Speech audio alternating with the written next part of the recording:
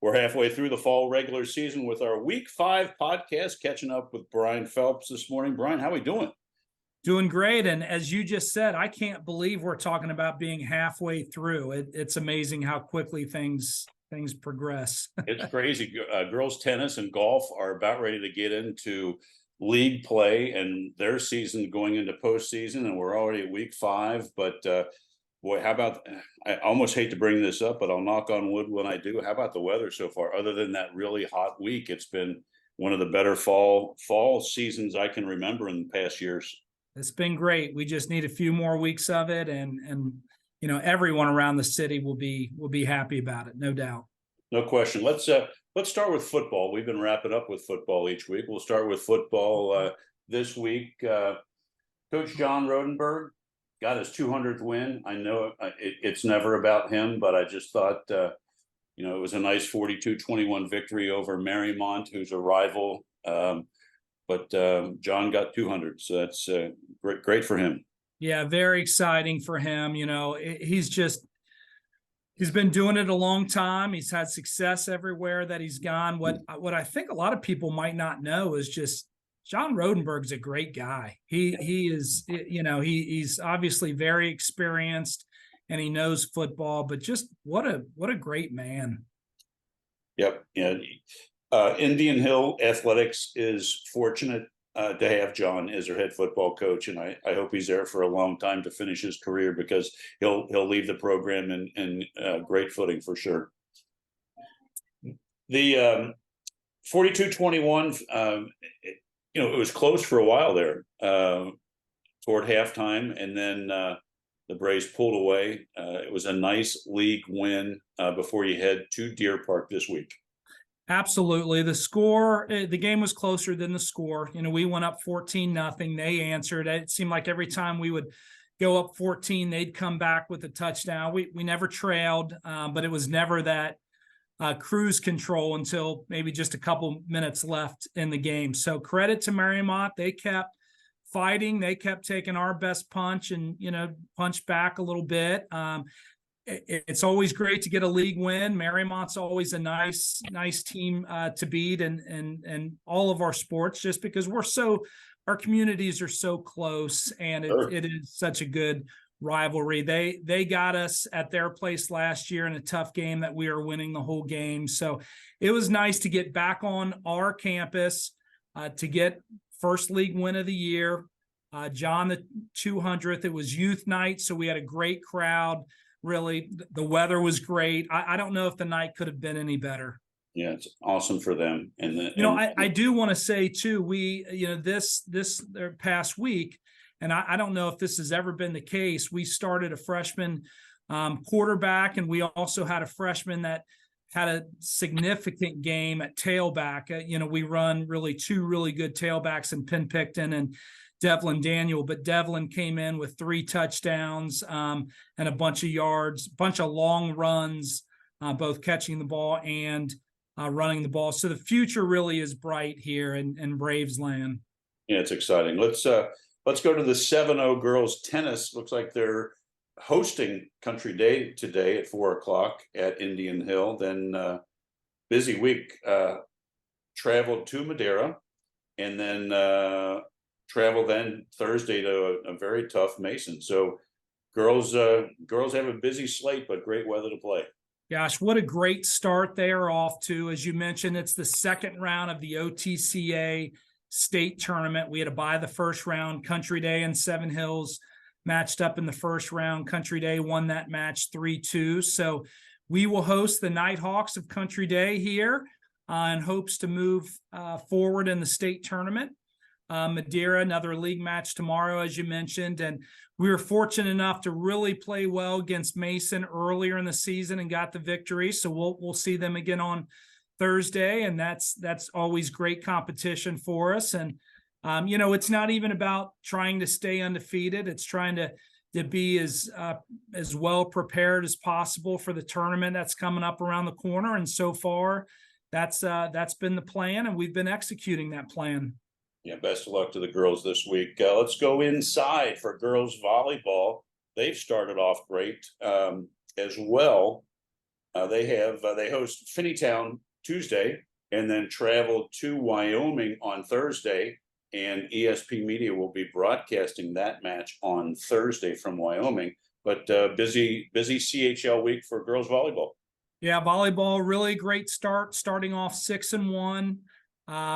Looking forward to having Finneytown here and then traveling to Wyoming on Thursday. The Wyoming match is always a really good rivalry match for us. So we're hoping to finish this week undefeated as well and see how the season progresses. Really excited about where the volleyball team is and how far they can go, but it's a one match at a time type of thing.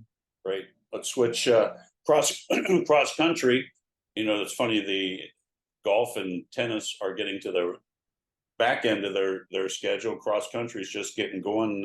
Mason Invitational this past Saturday. That's a big invitational. How'd everything go? I know the weather had to be perfect. Yeah, weather was perfect. Boys finished 4th overall. As you said, a lot of good competition.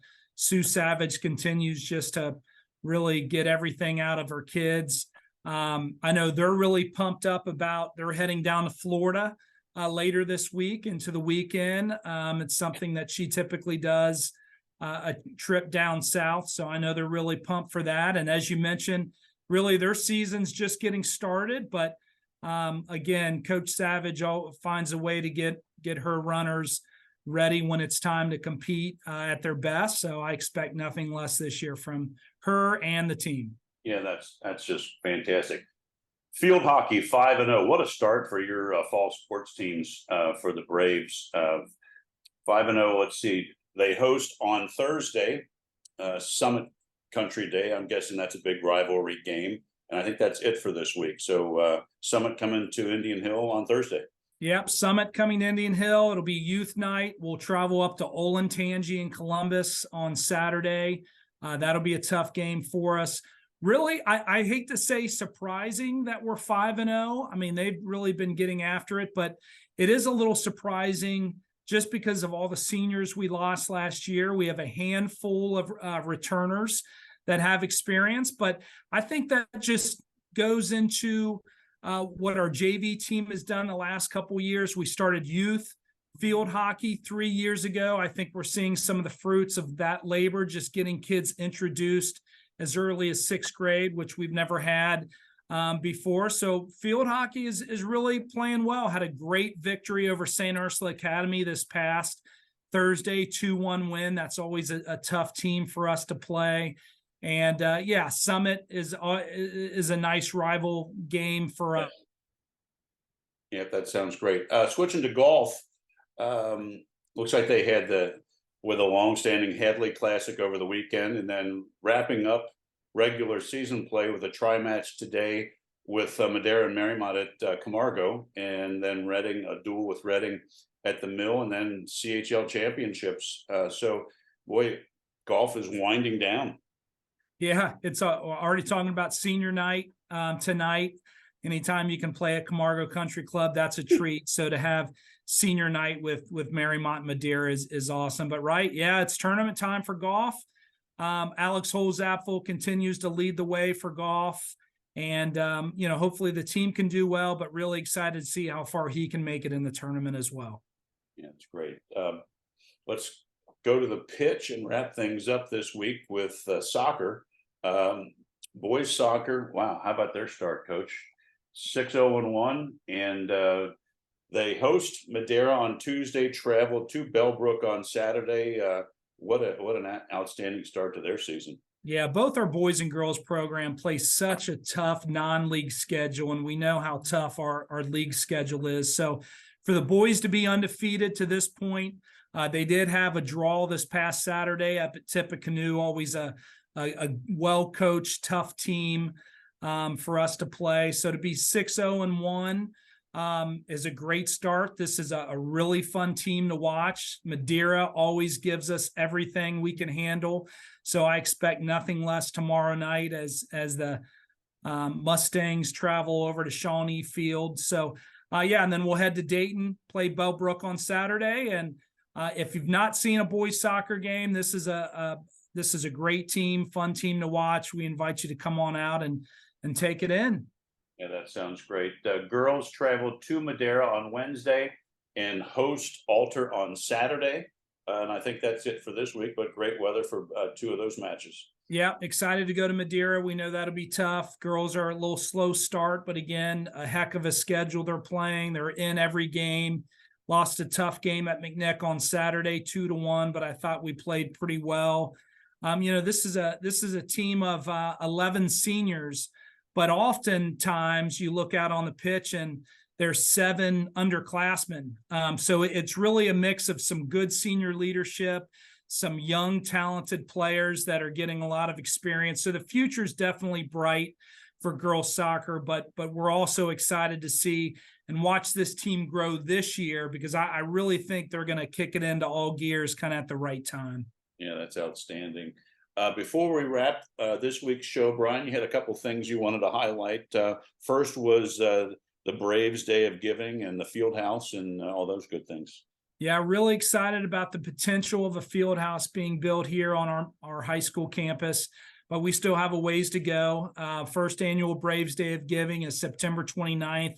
That just gives anyone in the community, anyone anywhere, a chance to contribute to this project. Clearly, when you do a project like this and it's a privately funded project, we really need a handful of families to be willing to step up with significant donations, and we're in a pretty good spot that way so far. But as I mentioned, we still have a ways to go. So if you would like to contribute at all to this project, the first annual Braves Day of Giving on September 29th would be a great way to contribute. Awesome. And then I know was it a personal record for so Jason Zhao. Yeah, Jason Zhao's part of the junior national team. They were over in Israel, and the 4x100 relay, he anchored that, set a junior world record. I mean, just incredible. This kid is about as good as it gets.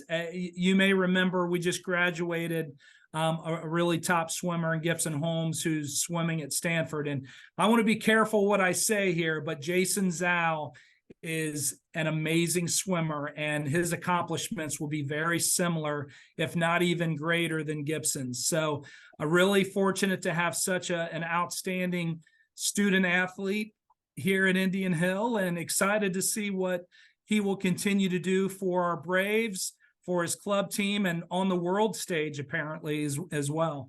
Sounds great. Well, congratulations to him and all the Braves. They're having such an outstanding fall. Let's continue that. And Brian, we'll touch base next week, and all the best this week with the great weather, and good luck to all the Braves.